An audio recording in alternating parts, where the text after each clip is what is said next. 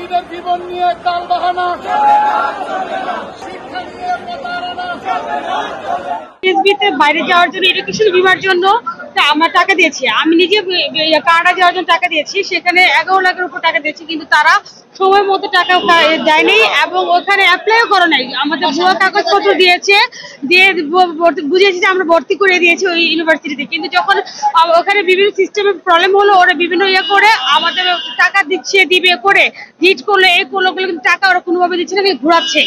হ্যাঁ, এবং অনেকভাবে আমাদের বলেছে যে আমার মামলা করলে কি তার টাকা আমাকে নিতে পারবো, আমাকে জেলে রাখবো, 5 বছর আমি জেলে থাকবো, কিন্তু টাকা তো আমাকে নিতে পারবেন না, তাই আমার মামলা করে কোনো লাভ হবে না। এইভাবে পর্যন্ত আমাদের বয়স দিয়ে সেইভাবে কথা বলছে। আমরা কি অপরাধ করেছিলাম? আমরা শুধু আমাদের ন্যায্য পাওনার বিচার চেয়েছিলাম, এটাই ছিল আমাদের অপরাধ।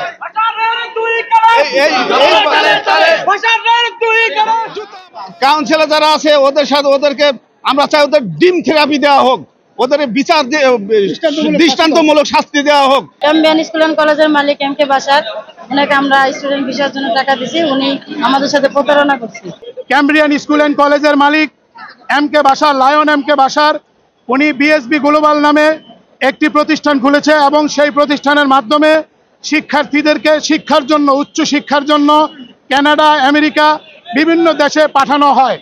অল্প খরচে শিক্ষার্থীরা উচ্চ শিক্ষা নিয়ে বাংলাদেশে এসে বাংলাদেশের উন্নয়নমূলক কাজ করার সুযোগ পাবে। সেই জন্য আমরা গার্ডিয়ানরা আমাদের বাচ্চাদেরকে উচ্চ শিক্ষার জন্য বিদেশে পাঠানোর জন্য এই প্রতারকের তার প্রান্ত হই। তার অফিসে গেলে কালো আর সাদা মিষ্টি খাওয়ায় এই জাদুর মিষ্টির মাধ্যমে মানুষকে বশ করে তারা কিভাবে যে পকেট থেকে টাকা নেয়, এটা ভাই বিশ্বাস করেন। আপনি আমাকে প্রশ্ন করেছেন, আপনিও সেখানে গেলেও টাকা দিবেন।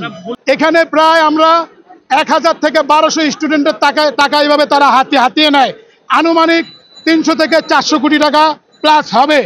সেই টাকা নেওয়ার পরে আজকে আপনাদের ভিসা হবে, কালকে আপনাদের ভিসা হবে, এইভাবে বলে আমরা বাংলাদেশের 64টা জেলা থেকে আমরা এসে না খেয়ে অনাহারে অনিদ্রায় তার অফিসে বসে থাকি, কিন্তু আমাদের ভিসা নামে কোনো কিছুই হয় না।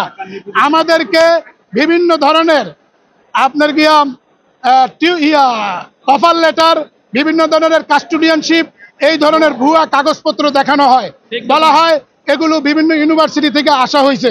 কিন্তু আমরা নেইডের মাধ্যমে তাকে যখন টাকা দিয়ে ফেলি, যখন জানতে পারি আমাদের বাচ্চাদের ভিসা হয় নাই, তখন আমরা বিভিন্ন নেইডের মাধ্যমে, ইন্টারনেটের মাধ্যমে খবর নিয়ে দেখি সে আমাদের টিউশন ফির টাকা ইউনিভার্সিটিতে জমা না দিয়ে বাংলাদেশের বিভিন্ন জায়গায় সম্পদ ক্রয় করে, ফ্ল্যাট ক্রয় করে, এবং সে কানাডার মতো জায়গায়, আমেরিকার মতো জায়গায় বিভিন্ন জায়গায় অর্থ পাচার করে বিভিন্ন ধরনের ফ্ল্যাট, বিভিন্ন ধরনের সম্পদের পাহাড় গড়ে তুলে।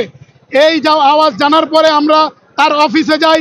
তার অফিসে যাওয়ার পরে আমরা সমস্ত ভিকটিমরা যাই, আমাদের টাকা দিবে বলে আমাদেরকে আশ্বস্ত করে নেওয়ার পরে সেখানে আমাদেরকে তো টাকা দেয়ই না, বরঞ্চ আমাদের সমস্ত ভিকটিমদেরকে সেখানে তার দালালদের বাহিনী দিয়ে, গুন্ডা বাহিনী দিয়ে মারধর করে। গতকালকে মোহাম্মদপুর ধানমন্ডি রোড থেকে তাকে বাংলাদেশ সিআইডি অ্যারেস্ট করেছে। এখন আমাদের একটাই দাবি, আমাদের বাচ্চারা, আমাদের শিক্ষার্থীদের জীবন নিয়ে সে ছিনিমিনি খেলেছে। আমাদের অনেকের সংসার নষ্ট হয়েছে, অনেকে মারা গেছে, অনেকে স্ট্রোক করে এই টাকার জন্য মারা গেছে। আমরা এই খায়রুল বাশার বাহার পাটপাড়ের সঠিক বিচার চাই।